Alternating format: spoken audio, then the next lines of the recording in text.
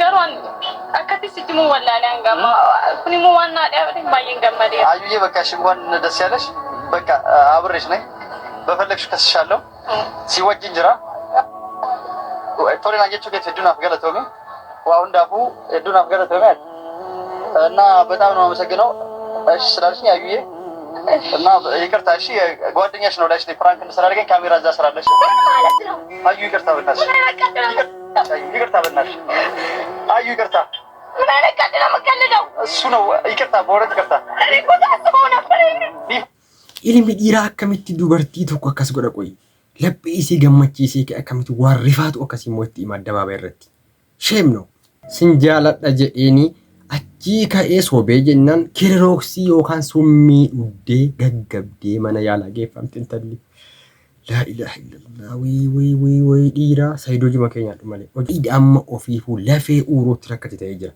keessaa ba'uun rakkoo keessatti hafuun rakkoo sumayyaa namootu baay'ee tokko bu'aa jirti sumayyaa laala waa isin jettu የራሷን ህይወት መኖር ትችላለች እኔ ይሄን ምለው ባሌ ስለሆነ ለምን ባሌ ታገባለች ይሄ አይደለም ወላሂ ለራሷ ለልጅቷ ባይወዳትስ ሰይድ ባይፈልጋትስ ካገባት አሁን ምናልባት ለሚዲያ ላይ እየተሰደበም ስለሆነ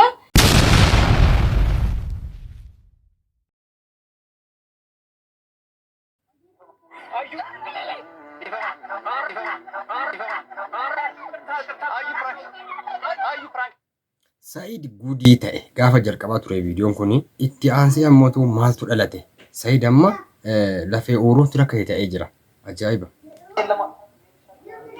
guyyaa lammaffaa ammootu mucattiin kilirooksii dhudde kilirooksii maal jedhama sila kilirooksii dhudde yookaan ammootu summii dhuddee hospitaala geeffamte akkuma argaa jirtan inni addabaabaayii irratti sin jaaladha jedhee intala gowwoomse intalli aaree sanarraa kan kaate marzii dhuddee hospitaala geeffamte waan ajaa'ibaati dirqama wanti inni amma murteesse intala kana fuudhuun qabaa jedheeti jechuudha fuudhuun qaba jedhee jaartii lammaffaa akka isa godhatu murteessee jira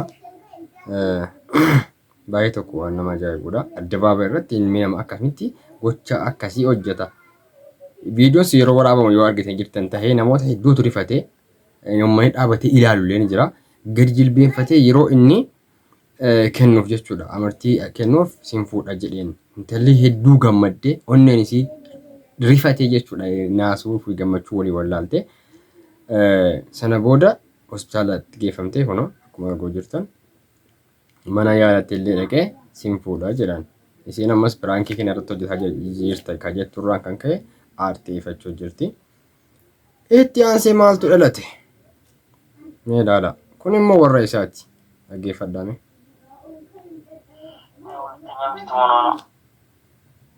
ስለዚህ አንቺ ትችዋለሽ ይለመዳል ማለት ነው እንደሚለምደው ያው አግባስቲ ነበር አረቦች ነው ወልቀው ማድረግ አይቻልም እኔ በጣም ያናደደኝ ከሰው ተደውሎልኝ ይሄ መባል ነው ያኔ የኔ የሰው መጨረሻ ከሰው መጨረሻ አይሰማም ደውዬ እንኳን ስነግረው እንደ ኖርማል ነገር ነው ያወራኝ ያኔ ወይ ሊያስረዳኝ ማልፈልገ አይ በቃ አጋጣሚ የተፈጠረ ነገር ነው ምናምን ያለ ምን አይነት ደስተኛ ህይወት እኖራለሁ ብላ አስበዋለች ገና ወጣት ልጅ ናት በጣም ልጅ ናት ጓማ ጋዲሲፍቲ እሴን ለሚራ keessa galtee hedduu tokko waan dallalte fakkaata sayidamma isee irratti qoosoo jira imbeetta jechuudha ijoollee kana yuutuubara sayid yeroo dhiyoo kan gara biyyaa gale jechuudha amma bifa piraankiitiin waan akkasii haadha manaa isaa irratti hojjetaa jira jechuudha yeroo moo jedhee abii ናንተ ሶቴ ሲደቡን በርባቱ አንተም ዶንቹን ነጃራ በቃ ነጃራቹ መረኮ ከባሪ ማይስ ይችላል ቶሎ የረኮ ከባይ ገለቶ ምንም ቢፈጠር ነው ያንተም ምላጥ አልፈልግም በምን ተአምር እሺ እናት እሺ አገኑ ታው ቢሰው ድንገት ይመጣብናል አንገ መከታረ ለባየ ሲያድ ድረት ሊሳን ይላልት ድረት ሊሳን ዳይን ኦፍሴት አይ ባየ ሲያደራ አከረት ነትቶለር ለክስ ይያድ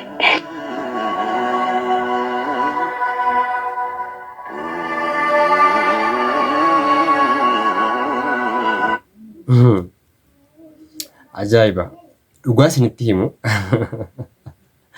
dhugaan isinitti hima waan akkasii irraa jechuudha. Yeroo hedduu namoota keenya Oromoo biratti wanta akkasii addisiidha malee viidiyoolee akkasii hojjechuun baay'inaan jira sooshaal miidiyaa kanarra. Sababni isaas yuutubaroonni hedduun yeroo ajandaa dhaban yookaan ammoo sababa ittiin biyyoo guddaa argatan dhaban siistemii akkasii faxxaru jechuudha. Siistemii mataa isaanii uummatanii bifa kanaan ni hojjetama. Kanaaf hordoftoonni yookaan daawwattoonni sooshaal miidiyaa waan akkasii kana sirriitti adda baaftanii beekuudha qabdu jechuudha. Amma akkan hubadheetti Sa'idii fi intalli kun firooma qabu natti fakkaata. Waan firooma qaban natti fakkaata.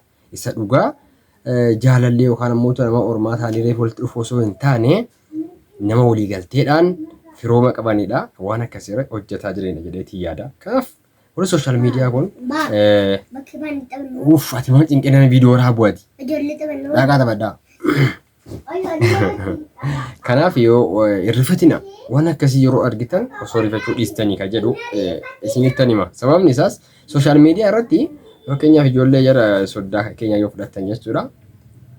Bal'inaan hojjetu waan akkasii. Bal'inaan yuutubaroonni jechuudha. Bal'inaan waan akkasii hojjetu. Har'a wal jibbanii yookaan adda baala irra jedhanii kan waan ta'e faxxaranii biyyoo guddaa argatu jechuudha. Sababni isaas yuutubaroonni waan akkasii fayyadamu waan ta'eef irrifatina dhugaa hin seenaa. Fakkeenyaaf yoo jaafeetu yoo agartan ta'e waggaa tokko dura sargii godhee akka ajaa'ibaatti sargii godhee jechuudha. Sargiin sun maali? Obboleettii isaati.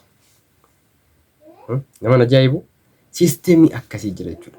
Booddee sooshaal miidiyaa irratti aktiif ta'ee hedduu tokko vaayiraalii ba'ee ilaalamaa ture. Namoonni hedduun arrabsee inni kaan illee niqisiifatee inni kaan qeeqaa ture jechuudha. Kanaaf yeroo wanti akkasii faxxarame yookaan immoo uumame sooshaal miidiyaa kanarratti irrifatina. Sammuu keessan xiingi godhaatii waa baraa jechuukooti. Wanti kun itti yaadamee waan hojjetamedha. Akkan hubadhutti. Waan tokko waa'ee sooshaal miidiyaa amma tokko waan hin beekuuf jechuudha. Dafee waan akkasii kana hin sewwan. Fayyadaan hin sewwu nan seentu daatee jechuudha. Maaliif hin beeka waan ta'eef. Mee dhaggeeffadhaa. Gaafa jalqabaa ture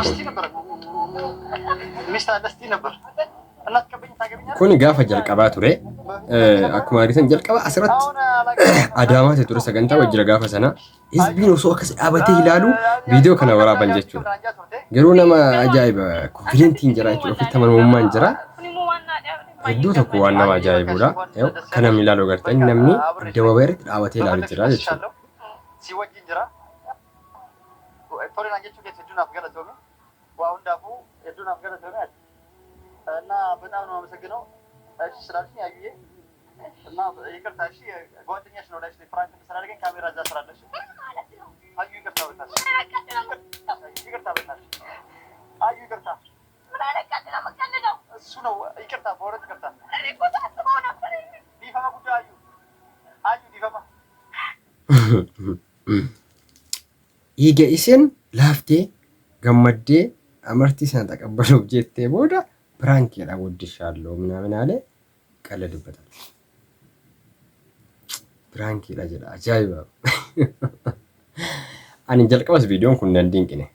Akkanuma sooshaal miidiyaa fayyadamu tokkotti nan dinqine. Sababiin isaas namni tokko yeroo waan hojjetu yookaan ammoo waan hojii tokko irratti waliif yoo galee aktiif ta'ee waan akkasii hojjechuu ni danda'a waan ta'eef akkuma nama isiniin jedhe irratti wanti kun normaal kan hubadhutti dhugaatti fakkaata. Dhugaa mitiin isiniin jedha. Hamanaa macarashaa isinitti maal? Dhugaa miti wanti kun. Sa'id amma akkas ta'ee rakkatee haadha manaa ishee sana dhiisee kan biraa fuudhuu fi kan biraa akkasii jilbeenfatee jaalala kennaafii jira. Namoonni hedduun Sa'idiin qeequu jira. Viidiyoon kun har'a guyyaa sadaffaa waraabamaa jira. Paartii sadaffaa waraabamaa jira.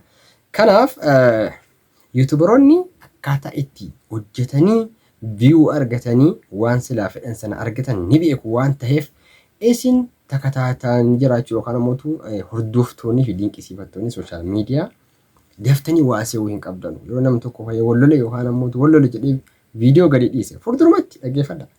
Daftanii see hin qabdan jechuudha. Maaliif wanti akkasii kun guutummaatti dhugaa irratti waan hundaa'e miti waan ta'eef. Piraank jechuun fakkeenyaaf waan tokko noormaalii osoo tasa walii hin galii waan hojjetamu miti. Akkam beekutti. Piraank jechuun walii galamee ka'ee kana hojjanna jedhamee inni irratti hojjetamu sana ammoo noormaalii fakkeessuudha qaba jechuudha. Noormaalii akka nama waan sana tasa quba hin qabneetti hojjechuu. Isin galee fakkeessee hojjetee akka viidiyoon sun sirriitti nama hawwatu yookaan nama dinqisiisuuf waan godhamudha waan ta'eef waan akkasii yeroo argitan osoo dinquu dhiistanii osoo yookaan ammoo rifachuu dhiistanii kolleettaan deebi'ee jira daarra asittan godhe reefan arguu jira dhibaba kanaaf social media har'a waan deddeemu hunda dhugaa hin seenaa jechuu barbaadatan daawwattoota keenya yoo isinitti tole laayikii godhaa saayid atillee galatoomii jabaadhu sin jenna yoo dhugaates dhugaa siifa ta'u sumayyaadhaa fi obsa fi jajjabina hawwina jechuun maaniin midhiira amma afuriitti fuudhamitiire kanaaf saayid waan gaarii irra jirta jabaadhu sin jenna homaa miti qeequs ni jira jajuunis illee ni jiraata akkasii kanaaf saayid amma jaartii lammaffaa fuudhuu qaba jennee murteessinee jirra sumayyaa homaa sitti hin dhaga'amini sin jechuu barbaanna.